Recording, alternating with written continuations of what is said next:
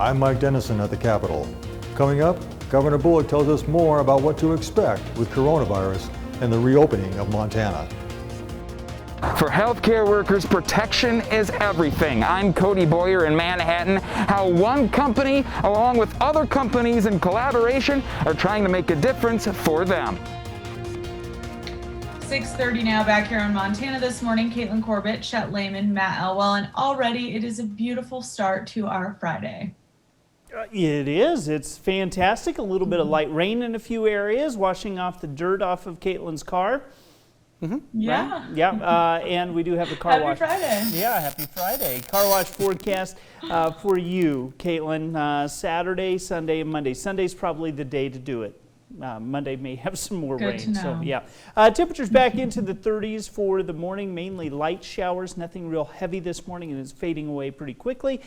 We still have the potential of a few passing showers as you head through the afternoon, but most of us are really not going to be dealing with anything significant. Daytime highs into the 50s today, clearing skies, especially as you head into the evening. We're going to break down your complete forecast coming up in just a few minutes.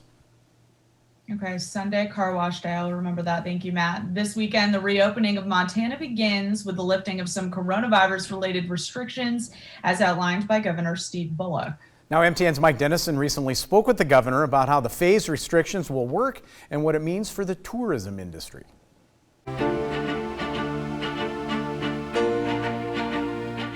Under phase one of the reopening, church services and many retail businesses can reopen this coming week, and restaurants and bars on May 4th, but still with strict social distancing protocol. It's already being asked, when do we reach phase two with fewer restrictions, and phase three, which is almost back to normal? Governor Bullock says that depends. We were taking steps to isolate and social distance long before most states. That's what got us to this point. So I think that phase two, we need to be looking at what is happening with additional COVID-19 positives. Is it around the state? Is it completely regionalized or in one individual area? That means testing and tracing the contacts of those who have tested positive for the virus. Right now, anyone with COVID-19 symptoms should be tested, but there's still not enough tests for those without symptoms, even if they've been in contact with someone who tested positive. We'll continue to work on amping up testing capabilities and opportunities. Still, local public health officials are tracing contacts and asking them to isolate and get tested if symptoms do appear. Just as I've worked in every corner of the state to say, don't ever tell me that supply constraints are what's keeping you from testing someone that's symptomatic. We'll be working closely with local health departments to say, if you need additional resources, you tell us and we'll work to get them for you. Anyone visiting from out of state is still being asked to quarantine for 14 days after they arrive, and that wouldn't be lifted until phase three. Does that put the summer tourism season in jeopardy? Bullock said he realizes the tourism industry is hurting, like a lot of businesses. But he said he won't be encouraging people to come to Montana until he's sure it's safe for Montanans, and again, that means watching the data. This is a rapidly dynamic and changing time, so we have to see what's happening on the ground in our communities as we talk about what the next steps are and when we might reopen our state entirely for out-of-state tourism. At this point, we have to see what happens through phase one to see how our communities react and how COVID-19 reacts. One thing we can say with certainty, it looks like social distancing in one form or another will be with us for some time. At the Capitol, Mike Dennison, MTN News. Copies of the details of phase one of the reopening and what phase two and three would look like are on our websites and the state COVID-19 website. After a meeting yesterday, Gallatin City County Health Department is aligning local rules with that plan from the governor to gradually reopen Montana for businesses. Main focus of the meeting was to consider a final date to extend the local emergency rule in Gallatin County for businesses to follow the same model as the governor. Now, Gallatin City County Health Officer Matt Kelly says before Governor Bullock's address, his recommendation was going to be to extend that date until April 30th. But now the board has amended that, setting the date for midnight Saturday night.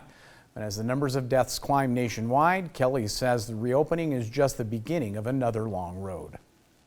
That's the number of people we've lost to this disease as of last night when I finished this presentation. It's important that we work together, we unify to find that new normal, but it's also important to recognize that we are in a pandemic. We are still in the midst of a pandemic, and we will be for some time.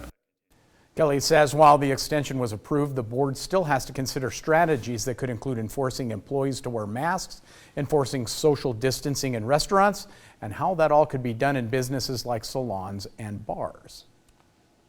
So on the same note, after midnight on Saturday, the Gallatin City County Health Department's local emergency rule will expire and phase 1 of the reopening of the state will begin. But Health Officer Matt Kelly urges everyone to continue practicing health precautions and to use common sense when it comes to making decisions moving forward. And also, I think there's some individual responsibility on this. When people walk into stores, when people walk into later on down the road, when people walk into restaurants, if they feel like it's not a safe environment, if they feel like they can't socially distance from others, then turn around and walk out and go back at a later time when you do feel safe there. And that decision on the emergency rule was made yesterday. Right here are the numbers. 3 new coronavirus cases in the state in the past day. One of those was in Gallatin County, the other 2 in Yellowstone County. 14 people in Montana have died from COVID-19. 11,875 people have been tested. Personal protective equipment, or PPE, is a lifeline for first responders, doctors, and even more right now. A group of companies in Manhattan is combining forces and delivering both opportunities for jobs and priceless safety gear. MTN's Cody Boyer has the details.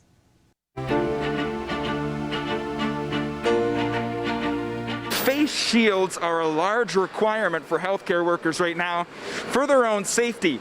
Right here in Manhattan, PDM, as well as several other partners, the word is collaboration, and they're making it happen here to make sure healthcare workers across the state get exactly what they need.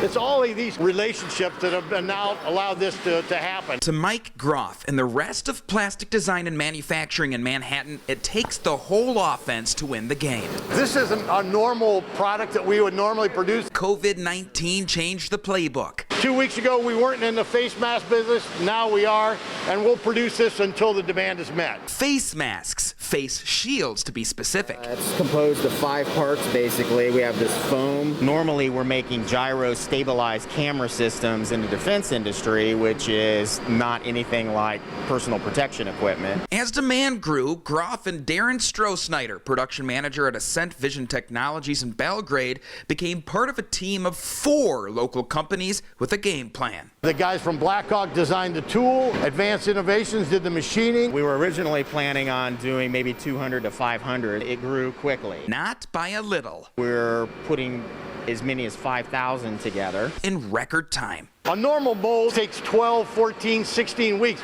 This thing was turned around in a matter of 2 to 3 weeks. Each step forward brings other positives. According to Groff, rising demand of PPE means more JOBs. We're basically a job shop. You know, shift technicians for the molding. We're always looking for good operators. Stroh-Snyder says the mold itself comes from Clay and Dave Ellig at Advanced Innovations, another part of the wheel. Groff says the workers from all 4 sides are heroes of their own. It's really about the people that are showing up, making it all worthwhile. In Manhattan, Cody Boyer, MTN News.